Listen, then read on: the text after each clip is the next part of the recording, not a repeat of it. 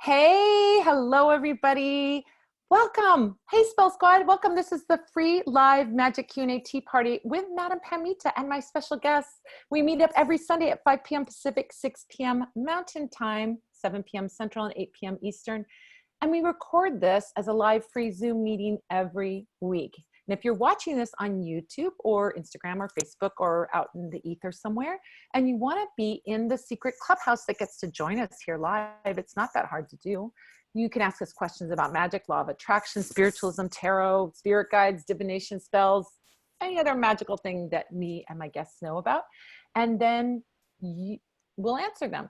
If you want to ask those questions live, it's an easy thing to do. Go to spellsquad.com and you'll be able to sign up to be in the Spell Squad. And if you're in the Spell Squad, you'll get the secret password to get in. It's very secret. It's just a link, really. Not that exciting, sorry. But it sounds fun. It sounds more fun to say it's a clubhouse and you get a secret password.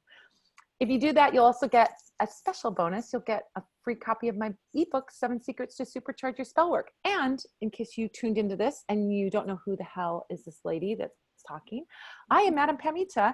I have a site called parlorwonders.com where I sell all kinds of magical goodies. I do tarot readings. I do spirit guide sessions. I do all kinds of cool stuff over there. I also have a YouTube channel that you want to check out. I've got a podcast called Magic and Law of Attraction. Katrink and I are talking about doing a podcast. That might be coming up. Secret, top secret information. I'm also an author. I've got a book called Madam Pamita's Magical Tarot, and I have a new book coming out called The Book of Candle Magic. I wrote it down wrong. I said the Candle Magic book. It's the Book of Candle Magic. And that is available for pre-order. It's coming out in October. Check it out. Pre-order it from your local bookstore. It's amazing. Come visit me at parlorwonders.com. You'll find all kinds of magical information there, including all this stuff about Q&As and podcasts and YouTube, all kinds of free stuff. And you'll also be able to go shopping and do that. Little bit of new news coming up. I'm going to be at Northwest Tarot Symposium March 6th through 9th. That's next weekend. And I'm going to be broadcasting there on the next Q&A live. It's always a crazy thing when I broadcast from some random place. It ends up being kind of wacky, and then I don't post it live. So you'll only be able to see it live. I don't think I'll be posting it on the YouTube channel because they're a little chaotic and fun, but chaotic. So if you want to join me live, if you want to see that, you'll have to come next week. It's the same link that you came in on this one. It will be the same link next week, so you don't have to be panicky about how to get in the same password to get into the clubhouse. All right, so this week we have our very, very special guest is Katrink Karpetz, and she's a witch who practices European and Slavic folk magic. She's mesmerized by herbs, religious iconography, and the dead, and she's a lover of low magic who enjoys helping people find the perfect incense, powder, or spell kit to draw the intent and the energy they are seeking. She has a shop called TheWitchery.Ca. So TheWitchery.Ca. It's in Canada. And what you don't know, Katrink, is that when I have clients who come to me for sessions and they're like, I want to do some magic, I'm like, the shipping from the US is crazy expensive. Go to TheWitchery.Ca and order stuff. Her stuff is really great. So I want a kickback. Hey, your kickback is you're coming on my show. So anyway, she has an amazing, amazing store, and she's an amazing witch. We met years ago. We were at a workshop. We met years ago at a workshop, and we instantly bonded because we're both of Ukrainian heritage, and we're like, hey, I'm Ukrainian. Hey girl. Hi girl. So welcome to the show. Having me. It's so nice to have you here. So I'm going to tell them a little bit about my journey with you a little bit, if that's all right, and about your amazing shop. I love it. You can sit back and listen. So I'm half Ukrainian. My last name is Moore because my dad's English, Scottish, Irish, all that stuff, but my mom is full-on Ukrainian.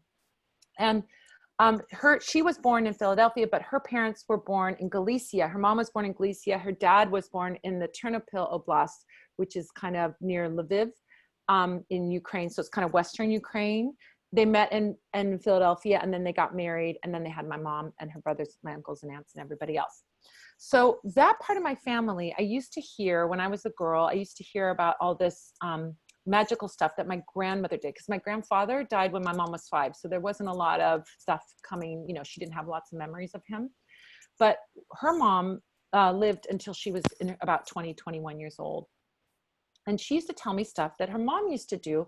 And she's like, when I was a little girl, I got really sick and they gave me a doll to make me better. And I'm like, okay, they gave you a doll. Like, was it meant to like make you feel good? I don't know. It was a gift. I don't know what that was about. And she's like, yeah, my mom used to do this thing where she would put a bowl of water above someone's head and pour wax into it. And she was doing something to like get rid of, you know, like the illnesses. It was supposed to make you better. And I'm like, okay, what's that about? All right. So I had all this, like, and there was other things too she was telling me about, but I always had this like magical knowledge. But my mom never said she's doing a spell. My mom never said she's doing magic or that she's doing what? They never admit to that.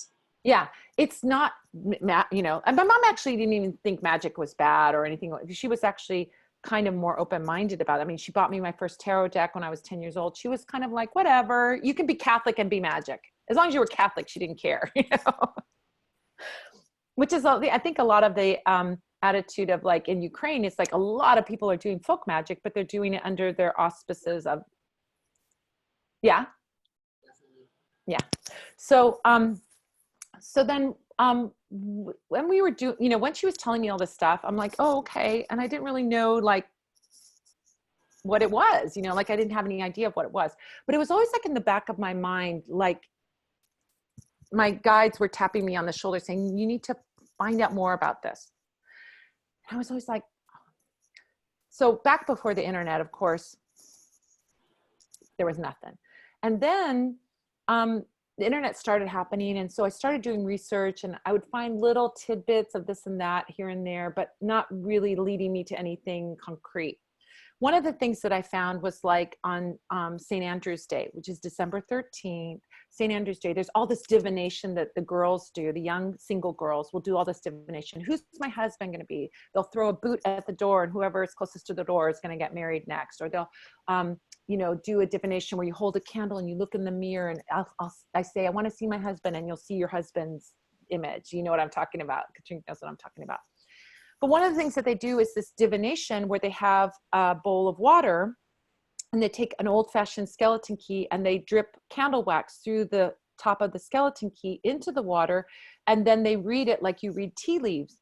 And so I was like, maybe that's what my grandmother was doing, because that's the only thing I could find about any kind of wax in a bowl of water. And, you know, I go, I guess that's what she was doing. But something in me, it didn't quite add up, because she was married, or, you know, had kids. She wasn't interested in finding a husband. And what my mom described wasn't a divination per se, although she described a divination part of it, but she wasn't saying that she was doing a divination. She said she was doing a healing work for when someone was sick. So I was like, it doesn't quite, but maybe my mom got it wrong. And like, that's what I was thinking. So fast forward to the amazing synchronicities of life. So I just happened to be at this workshop at the same time that Katrink was at this workshop. She's Ukrainian, I'm Ukrainian. We're like, hey girl, hey girl. And then I'm like, oh, she has a shop. Like, let me go see what she's got for sale, because I'm sure she's got some cool items for sale. I'm going to check it out. So I'm in the shop, in the book part of her shop, which is your bookstore on your shop is amazing, by the way. She's got vintage books, amazing, really curated collection of hard to find books. I mean, amazing, really deep. Like this girl goes deep. And I see this book, The Word and the Wax. And it says Ukrainian Wax Healing Ethnographic Study, or I don't know what it's called. I should bring that book. I should have brought that book out. I didn't even think to bring it out. And I'm like, bing, bing, bing, bing, bing. I'm like, holy shit, that's the thing that my grandmother was doing. And do you remember that I wrote you an email? I think you probably don't remember. Yes. When you got the book, I took it and got it signed for you by the author, because I was like, oh, I'm like, this needs to be signed. Oh my gosh. Which is such a treasure to me. I look at that all the time. It's so sweet. And I'm like, holy crap. I'm like, I sent her a message. I'm like, oh my God, I've been searching for this information. your book is this what it is? Is this what I think it is? And you're like, yeah, that's what it is. I'm like, oh my God. So then I got this book, and of course I bought a bunch of other books and a bunch of other stuff, because this witch likes to go shopping. So long story short, it opened up this whole world of now researching my magical heritage and my mother and my grandmother's magical work, and what I call the starry magia, you know, like the old magic, right? It's old magic. It's ancestral. And I've been doing all this amazing research. Like to me, it feels like I was digging in the mine. I was telling Katrink this earlier. I was digging in the mine, and then I opened up a cavern of beautiful diamonds or something. And I'm like, oh my God. And now I have the vein of diamonds that I can follow. And it started with that book that was in your shop. Even weirder. So when we were doing that workshop, remember we did that whole section on candle reading? Okay, so at the time, I did not know that the word and wax existed. And, you know, we were practicing our candle divination, and I was like, oh, like I really connect to this. And I'm like, this is weird, because I'm like, I've had tarot cards and I've tried runes and all that stuff, and I've never really like clicked with like for divination purposes. Like I just thought I sucked at it and I couldn't do it, basically. And so we took that class, did the candle reading, and then I started, you know, going more deeper into it here and like offering it as a service. And I was like, oh my gosh, I'm really good at this. Some of the stuff I see in this wax just blows my mind. And so then I went searching, and I found the word and wax, but it was only available on Amazon at the time, and it was $168 a copy. And I was like, what? And then I kind of looked at the publisher, and I was like, oh my gosh. I'm like, it's published in my city. And so I contacted, it's published by the university here. So I contacted them, and they don't normally do it, but the lady liked me so much because I was so excited on the phone that I was able to obtain these books. And so then I read that, and I was like, this is why I can do wax divination. It's in my blood. And so then I was like, I need to sell these books, and I want to make sure everyone can get them, so like they don't pay this $168 on Amazon. I think the price has come down now because I forced it to come down, because my price is so much cheaper, right, on my website. Because I was like, I don't want to gouge people. I want them to be able to read this book. And yeah, like it changed my life. And then I was like, oh my gosh, I need to go to Ukrainian school. And so I signed up for Ukrainian school, and this is where it gets even weirder. So I signed up for school, I'm going to school, and in the book, as you know, there's the Ukrainian way of, what would you say, like the spell casting or the spells. The incantations. Incantations, thank you. And then on the other page, there's a transliterated into English, so like if you don't know Ukrainian, it's okay, you can still say it. But now, since going to Ukrainian school, I have a very hard time reading transliteration. I can read the word better if it's in Cyrillic, basically. And so I brought the book to school because I wanted to ask my teacher what this transliterated thing actually was. And she looked at it and she was like, oh, that's Rena's book. And I was like, what? And she's like, Rena, the teacher in the next class over. And I was like, what? And it was like this whole, like, I just came full circle, right? Like, it was so weird. Like, I was at the school because of this book, and I found the book because because we went to that, like, it was so weird. It was so weird. And so, another note on that book, I called the university this week for a restock. It is gone. It is out of print. I've asked them if they'd reprint it. So those copies are originally from the 90s. So it's the first run of books. They never sold out of them because no one was interested in them. So I think I have 20 copies left, and then that's it. They're gone. Oh my gosh. Oh my gosh. So if you are interested in this stuff, even if, I don't even care if you don't buy it from me, go to Amazon if it's cheaper or whatever, but get that book if you want it, because it's gone after this. Yeah. Oh my gosh. This whole story right here, you guys, is the story of how synchronicities work. I was just like, oh my gosh. This is how synchronicities work.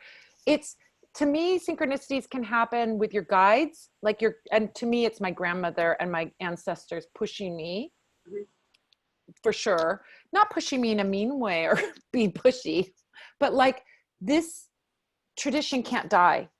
This tradition has to be shared because this connection to magic and this connection to spirituality is such a beautiful thing. Don't let it die. Don't let it die out, because it's such an important thing. So they're like, come on, girl, come on. So this is why. And then when you start opening up to synchronicities, this kind of stuff happens, where you are in the right place at the right time, and you see I mean, we didn't have to say that we were Ukrainian, but we did. And then we found, oh, I love you. Oh, let's keep in touch. Something said to me, go look on her shop.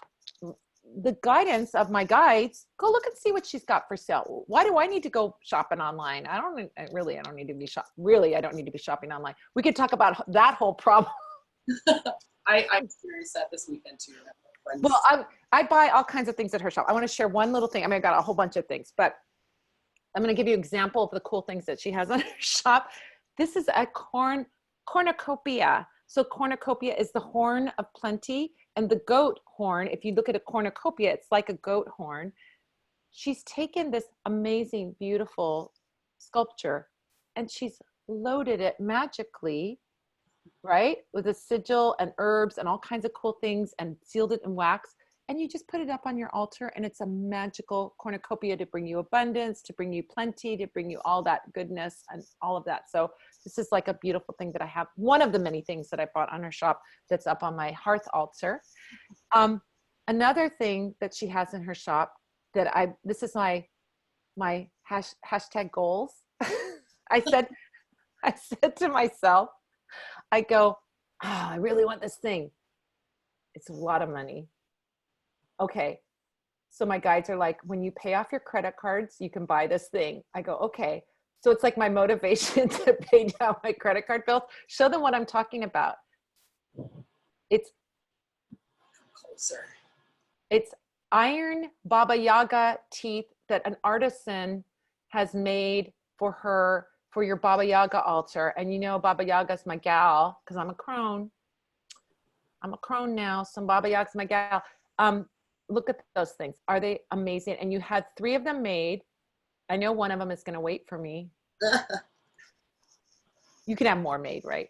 Yeah, I sold out of the ones I had. I've got this one here is my personal set. Oh my gosh. So you're going to have one made for me. I'm making them right now. So here it's Dalen Forge in the city, and they're awesome. And I dreamt about those, and then I was trying to explain to them what I had dreamt about. Oh my gosh. So both Katrink and I are on this major research path with Slavic magic, Ukrainian magic. I mean, she really lives it, and you can see in the beautiful embroidery on her pillow. Oh my gosh, look at these pillows. She's got so many beautiful things. I've been obsessed with the lamps, the Polish lamps that you have for the graves. I have one here. I can show it if you want. Yeah, she's been posting things. So I'm going to tell them, follow her. She's TheWitchery.Ca on Instagram. Yeah. Oh my gosh, look at that. Oh my gosh. These are lamps that are put on graves during Easter time. Because look at, it's like a little duck on it. That's so funny. I was like, I thought it was beautiful, tacky. I think they're gorgeous. So it's like, there's a whole thing about this, which is that in Slavic culture, there's a lot of, it's not just a Samhain. Oh my gosh, look at that one with the lamb. So beautiful. So it's not just Samhain that you do your work with your ancestors. It's like every damn holiday. There's Christmas, Easter, all the holidays, you're inviting your ancestors in. It's like constant. Like I'm doing all this research and I go, oh my gosh, and finding that. So it's no wonder that my ancestors and your ancestors are like, come on girls, share this information. So beautiful. In honor of Katrink, I wore my Vyshyvanka today, one of mine. This is actually my favorite one because it's really ratty. Like some lady wore, it's not my grandmother's. I wish I had my grandmother's. It's like she wore it, but it's got all this beautiful thing. Now, what you don't know about this, or you might not know, Katrink knows, tell them about this embroidery. Oh, they're all well, depending on which or what it is. It would be protective symbols or fertility or blessings. And typically, do you have embroidery around your neck on yours? A little bit there. Is there embroidery? I don't think there is. Not on this one. I have another one that has embroidery. I was taught from lady locally that it's around the cuffs, around the neck, to protect yourself from like it would. Those were seen. Yeah, see, it's at the bottom then on yours. It's like those are gateways, so it's to protect you. Yeah. Yeah. So you have these embroidered. You're wearing a talisman. Mm-hmm. How cool is that? Like, how magical and cool is that? So as we're unearthing, as she and I are digging into this beautiful vein of all this deep old magic, that there isn't a lot of information in English for sure, and even not even in Ukrainian, because guess what happened 100 years ago? Huge diaspora of people being sent to Canada, being sent to the States because they needed to get the hell out of there. And then also, you know, there's a lot of, during the Soviet times, a lot of suppression of any, of course, any spiritual information or anything. And so everything had to go underground. So you weren't seeing books written about it. You weren't seeing, and it's just now almost like a little sprout that's coming out, very little. Is that what you're finding too? Oh yeah, and I think too, part of it, like with the dual faith and stuff that's there, you have to look.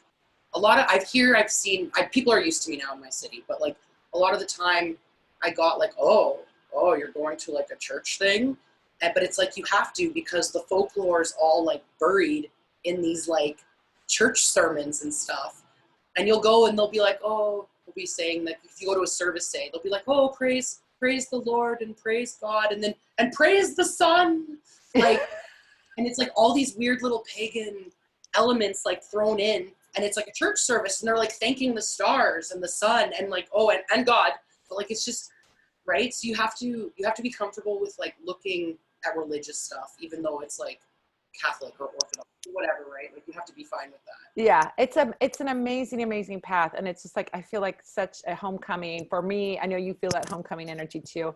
It's just, we have a lot to talk about this, and we are going to talk about more in some other formats down the line, so stay tuned for that. But anyway, we're going to talk today about answering your questions. We could talk the whole time just about Ukrainian magic, but we got to answer some questions. So let's look at the questions that we have coming up. I'm gonna kind of give some things that aren't questions, but I want to kind of give them a little shout out. So Brittany says, this is special for me because I'm Russian and I'm learning more about Slavic gods and my culture. It's so beautiful. Yeah, that's yes. I've noticed here, our Ukrainian community locally is very like anti-Russian and stuff, which is, to me, it's not a good thing, because the borders and stuff are so close that you have to be comfortable with looking at like all of that whole surrounding area, right? Don't be afraid to look at stuff in, surrounding provinces and stuff like that. Yeah, I mean, it's like there's also like we can see a lot of overlap in a lot of the Baltic states, yeah. Poland, Russia, Ukraine, and so we want to kind of embrace, not get into nationalistic kind of thing, because I think the nationalism is a big problem. Yeah, it's a huge problem. But get into the before there was a country, there were people and tribal people living there, and what were they doing? And that's what I am most interested in, is the oldest magic and the oldest faith, which to me, as I'm doing my own research, is like, we worship the sun. It's not looking at a pantheon of gods like the Norse gods. That came later. I'm going back older, when we're looking at spirits in nature, and we're looking at those sorts of things rather than any gods that are coming through. So, but as we look at this, I embrace it all. I don't look at a nationalistic way. This is Ukrainian, this is mine, and I'm not going to look at the Polish one or the Macedonian one or the, whatever. I look at, oh, wow, this is really beautiful. And there's stuff that overlaps, so much overlaps with all of it. And I love it all. So the nationalistic thing, I think we've evolved beyond that. Glad that it's that way, but. Deb says, I'm so interested in this topic. Hello, lovelies. Oh, so nice. Okay, so here's a question about spell jars and witch bottles. Do you ever do spell jars, witch bottles, any of that? Okay, so Amy asks, here's a two-part question for you lovely ladies. Do you feel like there are limitations on what you can do with a spell jar witch's bottle, and does it have to be sealed with wax? What do you think? I personally make mine like that, but I do it because I think it's pretty and I like to be surrounded by beautiful things. But I don't think you necessarily have to seal it with wax. I'm just crazy and I like to seal everything with wax. But no, like Right here. yeah, like I've done stuff where I need like a quick and dirty bottle, like a witch bottle for something, and you just put it all in there, close the jar, and I've done it that way too. I don't think it's wrong. No. I think there's a sort of a symbolism of sealing something that you do with wax, but you can also get that sort of ritualistic sealing when you do a screw top, you know? So do you with wax when you do it? I'm doing honey jars with wax. So when I do honey jars, I'm dripping wax on it because I'm doing burning candles on it, which is a very... You know what? That's true too. I'm thinking of hard sealing. If I do a honey jar, I guess I would seal it with wax too that way, because I would burn a candle on it also.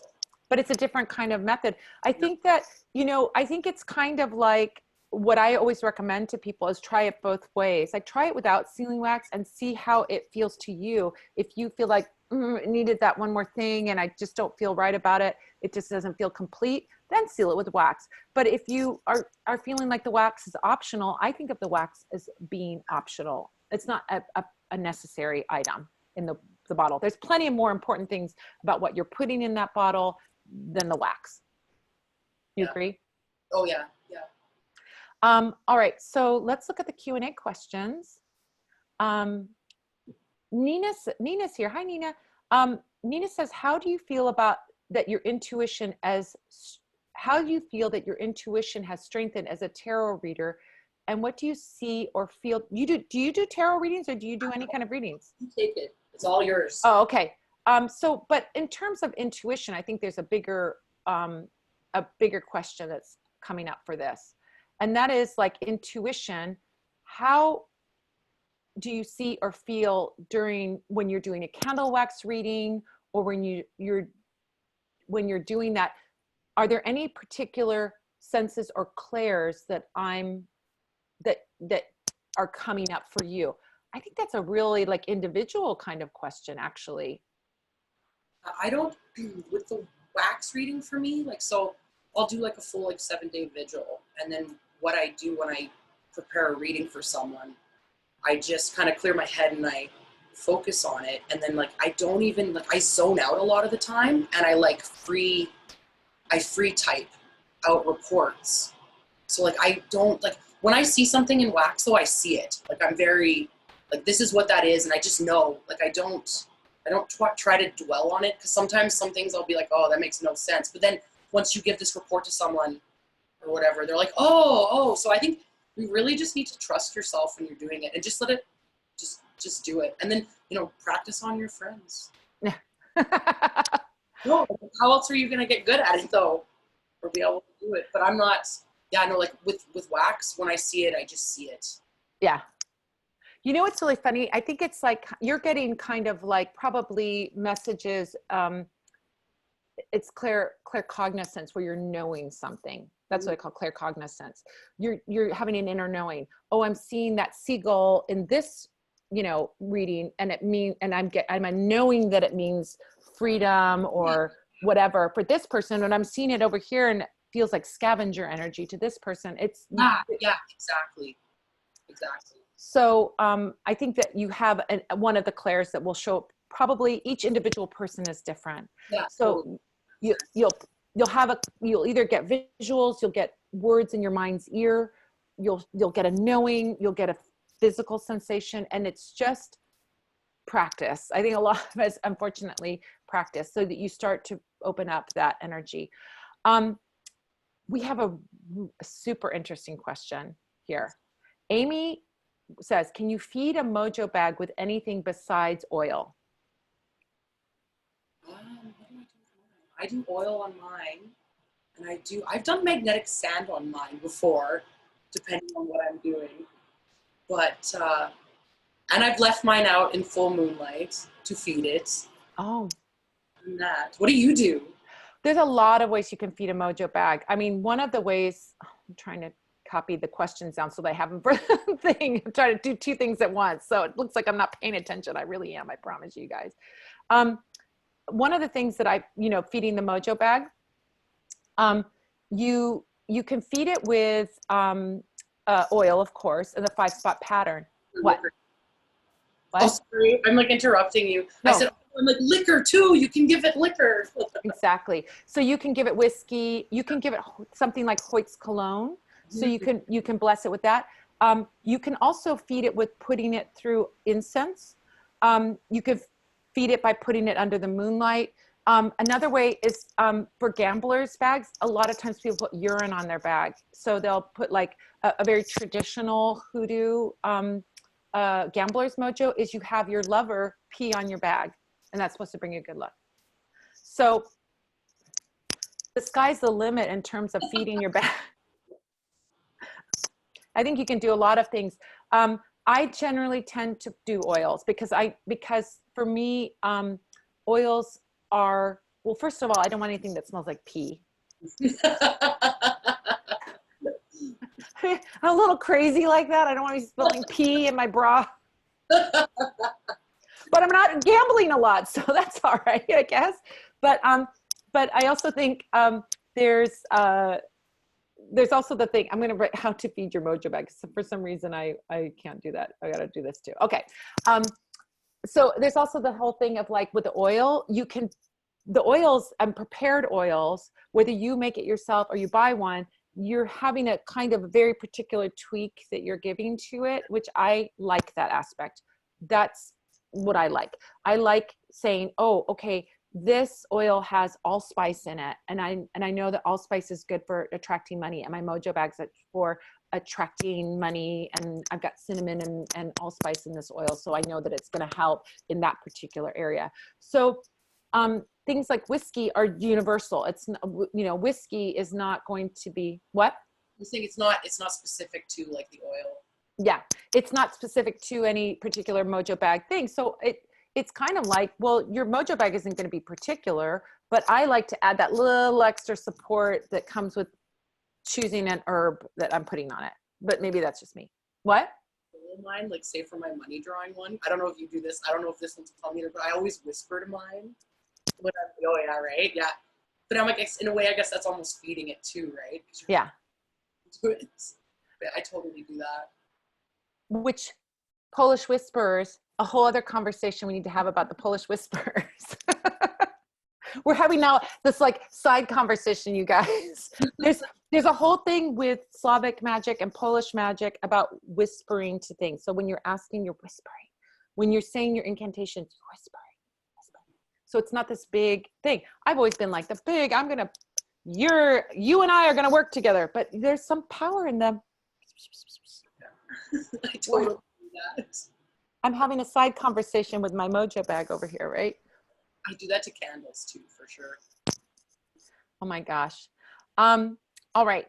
So let's see. Oh, someone says hello from Vancouver. Canadians in the house. Woo! In case you came in late, you don't know that Katrink is Canadian. She lives in Alberta, right? Yeah, she's up in Alberta, and her shop's online. And it's the shop that I send all my Canadian clients to because they can don't have to pay the crazy shipping fee from across the border. It's so dumb. All right. Let's see.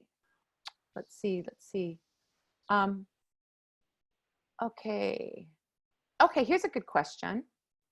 Brenda wants to know, I'm getting ready to launch an online business and also making new connections in a business I started last year.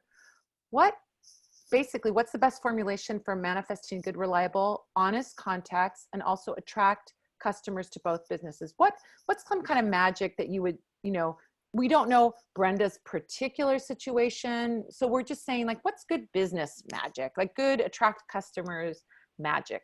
There's so many things that we could do. We could spend a whole episode on that, but one tip? I have a specific honey jar to my business that I place all my business stuff underneath.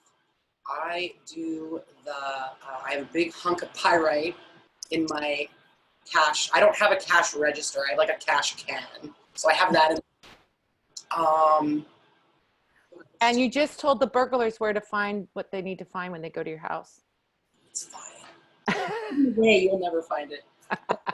The other thing I do, and I do this very religiously, if I'm vending, so I don't know if you're going to be vending, but you could, I guess, even once a month, I will take, if I'm vending and I have actual money, I will take like a whatever, I don't know, like a $5 bill or a $20 bill or whatever, like depending on how much I made. And I always make sure I put that on my money altar every single time I vend. And I always, like, I add to it. And if you need to come back to it sometimes you got to visit it and borrow, right? It's like a little bank. It's okay. But yeah, that is another thing I do. For me, at least, specifically. That's a great one. I love that. Pyrite is such a good tool for attracting abundance. So good.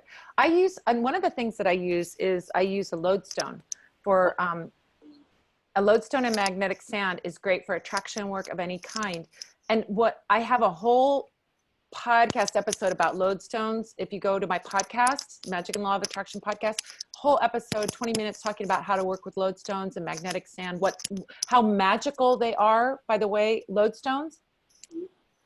Here's a little magic trivia for you. Scientists do not know why lodestones are magnetic. They don't have any clue. Why is some magnetic and some isn't? Their best guess is that lightning strikes the magnetite and magnetizes it. So how magical is it to have this amazing natural magnet, which is what a lodestone is, charged by lightning? Hello, that's crazy, amazing, magical. Like, I look at my lodestones and I kind of am in awe when I look at. Oh, sorry. I was like, yeah, I'm just thinking about it now. No, the reason I stopped talking is because when I'm talking, your voice doesn't come through and your mouth moves, and I want to hear what you're saying. So that's okay.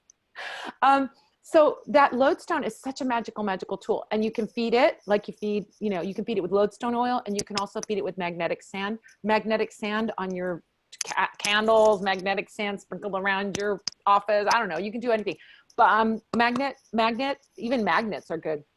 But a lodestone, if you have a cash box, my lodestone is in my cash box. Name your lodestone. Your lodestone is like your magical familiar, your ally, so I give them names. They got names, they got personalities. I talk to them.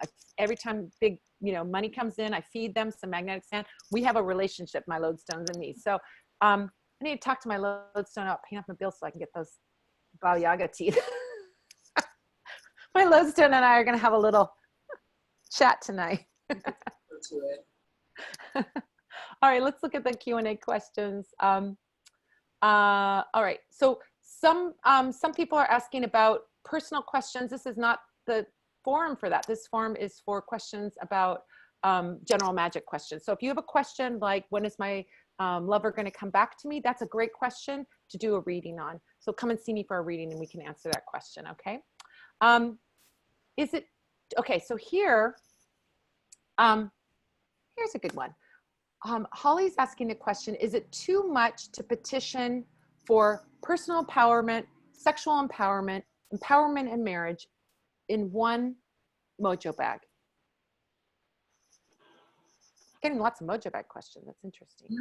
I think for me, I would be okay with that because it's still following under the umbrella of empowerment in general, right? So who wouldn't want more empowerment in all areas of your life? It's kind of like if you think of those, like, what is it, like Lucky 7 or Lucky whatever, like, products and stuff like that, where it's more than like, love, luck, and money. Like, I don't think, to me, empowerment in general is not like, yeah. I would totally do it. I am trying to get all my questions down. The Q&A questions won't let me cut and paste. Darn it. When we're working with a Mojo Bag, I do get that as long as they're it's the same thing. People ask the questions about altars where they're saying, can I do like an altar where I put a prosperity spell and a love spell? I'm okay with it. I feel like you are too. When you do those spells where you're like, it's positive thing. Now, I personally am a little pickier about, like, I'm doing a banishing work, which is a clearing out. and my drawing in. That's kind of where I make the division on the altars, or where, you know, keeping those things in two different areas. So if you were doing a mojo bag for clearing out something, and you also wanted to bring in something else, I would have 2 mojo bags for that. But having 1 mojo bag with all those intentions, sure. And you're absolutely right. They fall under the same category. All right, let's see. Oh, I think this is a really good question and an interesting one. This is by anonymous attendee. Okay. Can you make, so can you do, well, it's kind of a 2-part question, but I'm more interested in the second part. Can you do a witch bottle for protection? Of course you can. But this is the question part that I'm interested in, but you can answer that first part too if you want. Can you make a doll, a puppet, a doll baby of yourself so that your enemies can hit the doll when they throw magic and not at you? Oh, you know what? I just read something really interesting on this. Okay, here we go. I'm gonna shut my door though, because I think my hallway's getting busy. Or not my hallway, but the room there. Okay, so going back to, we were talking about Montanka dolls earlier, which is a Ukrainian faceless doll. The reason that they had no faces is because they didn't want like a spirit to come to them, but these dolls were faceless too, to protect you. So it was like a small like representation of you basically, right? So yes, I would 100% agree and think that you could do that just because of the Ukrainian protective dolls that were used to guard, or like your mom's little doll to help her heal and stuff, right? So the doll was taking in her sickness to heal her. And so it would be the same with protection. Well, this is right here. Montanka? Oh my gosh. Okay, you have to show them this because it's amazing and gorgeous. So this, oh, sorry, go ahead. I was going to talk it up, but you can talk it up. You can too. I like hearing you talk. This, Katrink made this doll. She made this doll. And it's a Motanka. So Motanka is an ancestor. It's an ancestor puppet. You know, this is like bringing in your ancestors, calling your ancestors. I have one on my hearth altar up there. But those dolls are faceless dolls. Look, can I get mine down and show? Okay, but you, while I'm doing that, you tell them what that doll is about and how you made it. So mine that I just showed you is a goat, and they're specifically made during the Christmas time, and it's to bring like blessings and protections in your house for year and stuff like that. The doll that Madame Pamita is going to show you is one of the ones that's like a protection one. So like to me, that if you were having, say, that problem of someone like jinxing you or cursing you, that doll would be your ally to stop that. And then sometime, actually I have a story for you too about this. So when I was attending a class here to learn how to make them, a woman came and she told me that her daughter was having a hard time getting pregnant.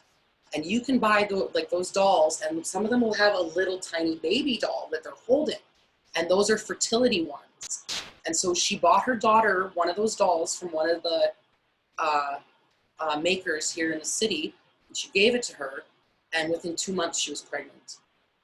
So they're like multi-purpose. I love those so much. So this one was made by a company in Ukraine called Echo Motanka. I want to give her a shout out. She's a woman who makes, I mean, just amazing, amazing, gorgeous dolls. I don't have the inclination to make one myself, so I had someone make one for me because you wouldn't make me a goat doll. I will. Yeah, I will do it. It will happen.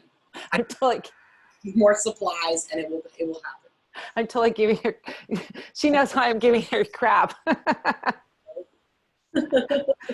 Because I was like, I need that goat doll, and then there were no goat dolls, and I was like, I was sad. So then I ordered from Echo Motanka. But this is, she makes, Echo Motanka is in Ukraine. She makes these beautiful dolls, and she also, some people make them as like, oh, this is a cute little souvenir, but she knows about the magic part of it, and she makes them with magic, and she has this whole thing in English and Ukrainian that she sends with you.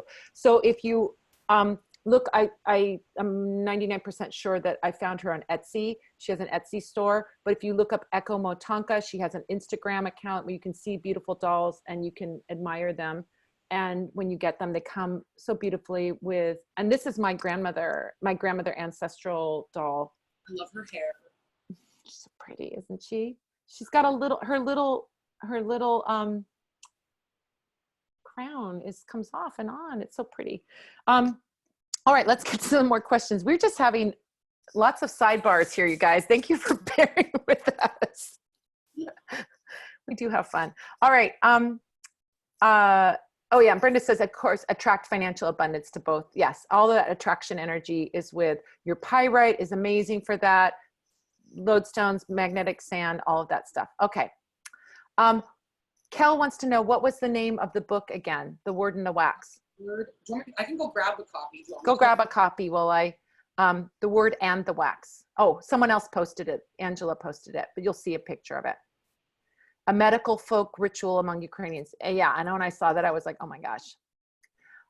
Do we get to ask a free psychic question and get answers? No, that's not what this meeting is about, but you can, you know, have a session with me. I would love to do a session with you. There it is. Oh, The Word and Wax. I always say it wrong. I'm bad. No. This is another one that I really, really like. Oh, so good. So good. So that's herbal magic. This one though, don't worry about it. It's still in production. It's just this one that's going to be gone. Yeah, but they should still order it from you. And so Angela was kind enough to put the link to your website up there. Amy goes, I'm Polish. Kiss me, I'm Polish. You didn't say kiss. She didn't say kiss me, I'm Polish. She just said I'm Polish, but I say kiss me, I'm Polish. Yeah, Brenda says, my grandma was Polish and I'm pretty sure she practiced underground but never talked about it. That's how they did, because honestly, if you do some research and find out, especially during times when there's an oppressive government, your life could be on the line for practicing magic. It was kind of a scary thing. Eva says, it's so true, I'm Polish and I thought that Russians and Ukrainians are bad. I don't know why. Yeah, it's some brainwashing, you know. We try and free ourselves from those nationalistic ideas. It's so cute. Deb says, I love that answer. It's okay to just want the beautiful witchy aesthetic. I'm with you. All right. To have ugly things. Yeah. So KRI says, when you do a spell jar and put it away and forget about it, is it always effective? Is a honey jar reusable? Good question, KRI. I think I personally would start a new one. I don't know if I would keep using it if I forgot about it. To me, that's like, I'd probably whisper to it, as we were talking about before, and apologize and maybe deconstruct it and rebuild it. But I personally would probably remake it if I forgot about it. So, well, like, what would you do for that? I have a totally different take on it. Yeah, I'm curious. I want to hear. And that's just, I think that's a me hang up. So no, and I also think that there's more than one way, you know, there's more than one way to do things. It's not like there's one right way. It's kind of a lot of what I teach with magic is like your intuition will tell you what's right. Your gut will tell you what's right.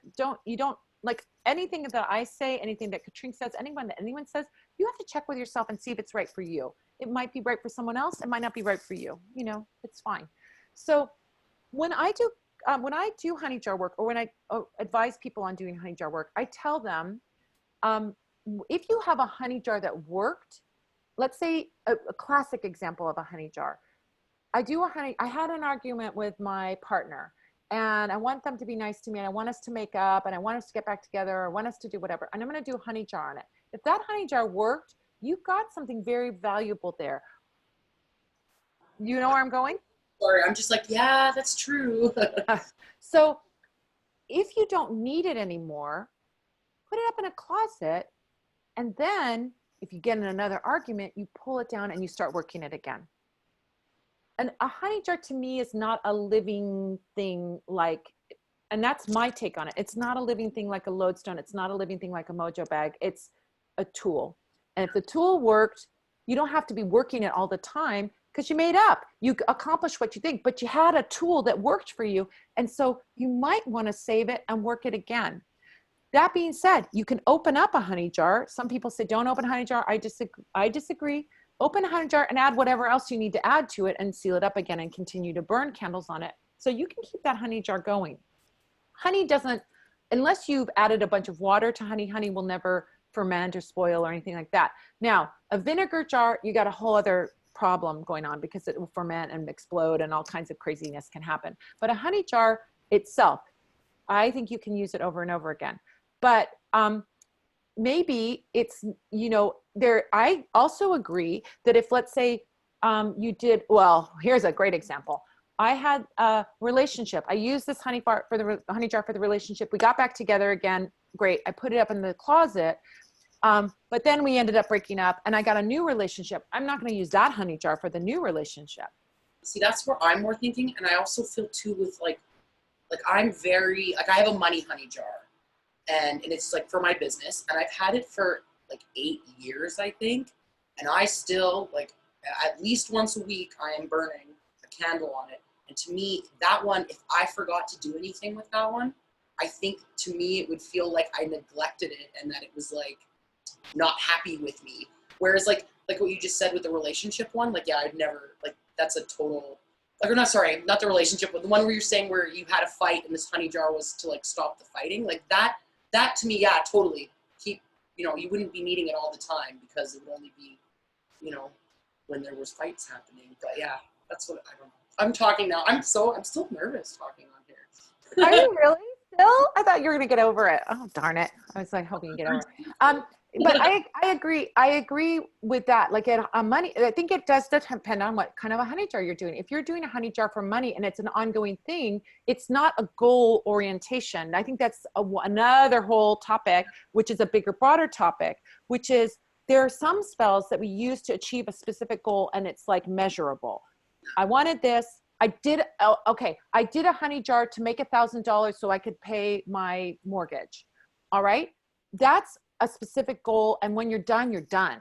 Yeah. But you're doing a honey jar to have continuous prosperity. That's ongoing. And that is a kind of rhythmic, ritualistic thing that you aren't going to put aside and take out, put aside and take out. Hopefully you don't have a relationship where you're constantly having to burn candles so that you're not arguing. Hopefully you just have an argument and you can put it away. Then if you have the same issue come up again, you can adjust it or do whatever, but then, you know, revise it again. But that's more goal oriented. I want us to get back together. We're back together, like the mission accomplished. And then I say, hang on to that honey jar because you've got quite a valuable talisman. Oh, special cameo appearance. You want it to come off. Then you have that kind of thing where you're really putting on that, you're having the goal, you've met the goal, you can put it aside for now and just live your life and then pull it out as needed. So, but it's a little bit like what you were talking about. There's work that you do when you're going to sell and vend at a place, you do a special ritual. Are you pulling out a special pyrite or stone or something for that? Or just the $5 bill? There, with that, I have one special, I have a sigil, like a bone carved sigil, and I have a piece of pyrite, and that lives in my money can. Like I might oil it and stuff, but it does not, I don't take it out. It like lives in that money can, and it's lived in there for, I don't know, something like that. And then when I'm done vending, whatever I make from my profit, or whatever profit I've made, I will take a piece of it out and I place that on my money altar. So beautiful. I love that. So I think that so, you know, is a honey jar reusable? I think there's a parameter for that. Yeah. You're going to reuse it for the same thing. If you achieved something with it, you can try and use it again. I always recommend to people, if you've got a honey jar that works, honey, hang on to that thing because you've got something that worked, and why start from scratch again when you know this thing worked? But if you're bringing it over to another relationship, because this is about that relationship. Same thing with lodestones, by the way. If you have lodestones and you're attracting a lover to you and you bring in, you know, you bless that lodestone and you name it John, and you bless the other one and name it your name, and you bring them together and you decide, oh, I don't like John, I'm going to do a lodestone work for somebody else. You got to get a new lodestone because that one has already been assigned. So you can bury the lodestone, you know, give it back to the earth. You can do whatever, but you cannot say, oh, I'm going to cleanse it and now I'm going to make it about Steve, you know, it ain't going to happen. So I think it's the honey jar concept is understanding, are you achieving a goal or is it ongoing work that you're doing all the time? And if you've achieved the goal, if the goal was to get a marriage, you know, you can use that one for the marriage. Sure. You know, why not use that again and over again, and just put it in your closet, put it away and bring it out when you need it to help that partnership or to help that situation. But if you're using it for ongoing happiness in your relationship, then you want to keep it going. If you're doing it for ongoing prosperity, you want to keep that going. So another thought too, I think it was the way that was worded with saying it was neglected. Oh no, it's also, is it reusable? Is it reusable? Is an interesting word because it isn't really reusable. To me, something that was neglected, you did not give care to it. So you should maybe restart what you were doing. I think that's where because I totally agree with you. I'm like, to me though, using a honey jar for, you know, say fights, like you were saying, and putting it away is not neglecting it. It's finished what it was doing. Like to me, neglecting it is you shoved it under your bed because it didn't really do anything, and then you're going to come back to it. Forget about it, they said. Yeah, and that's how I was viewing that question more so, I think. Yeah, it is. Well, yeah, forget about it. Yeah, you don't want to really forget about it. It's a tool. You have it there. You don't need to obsess about it, but you certainly could put it aside for a while, which is a different kind of way of thinking about it. So we've come to the top of the hour. Can you believe how fast the hour went? We have an exciting thing to share with you guys. We didn't pre-announce it. I should have said there's going to be an exciting announcement. The exciting announcement is we've been talking up the witchery. You guys have been shopping over there. And guess what? There's a discount code. Am I saying really? I'm looking. It's a discount code, but we're not going to share it with you. Sell it on books. So I'm sorry, guys. But look, if you already got in there and ordered that book, don't worry about it because you won't get the discount on the book anyway. On that, and I'm like, oh, they're gonna be mad, but don't worry, it's not valid on books. So what did I'm like, the code is Spell Squad, and it's for 25% off most items, and it's good till the end of the month.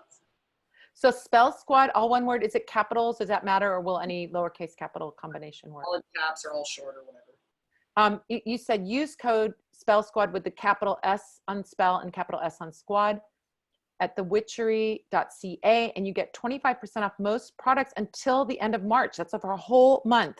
And it's just for people watching this podcast on YouTube. You guys that are here with us live, you were so generous and so nice. And believe me, first of all, you're going to find all kinds of stuff that you want to spend over there. So it's actually like you're getting money because you're getting 25% off. That's how I think of shopping. When I have a discount code, I'm making money. But hey, nobody's going to buy my Baba Yaga teeth. All right. I just want to point that out. No, I hope that you buy the Baba Yaga teeth because they're more where that came from. There's more coming. It was such a delight to have you. We're going to have possibly, stay tuned, in a few weeks. We might have a little announcement about something because Katrink and I love talking about Ukrainian magic. We love talking about Slavic magic. And so there might be a little announcement of something, a little collab between us that we're very excited about. We're just going to tease it right now and see if there's something coming. Thank you so much, by the way, for spending Sunday evening with me. I've been looking forward to this. You don't even know, for months now, because we planned it, you coming on the show quite a while ago, several weeks ago. And so I've been so looking forward to this, spending time with you. Thank you guys in the Spell Squad that came here, new Spell Squad members that have come here.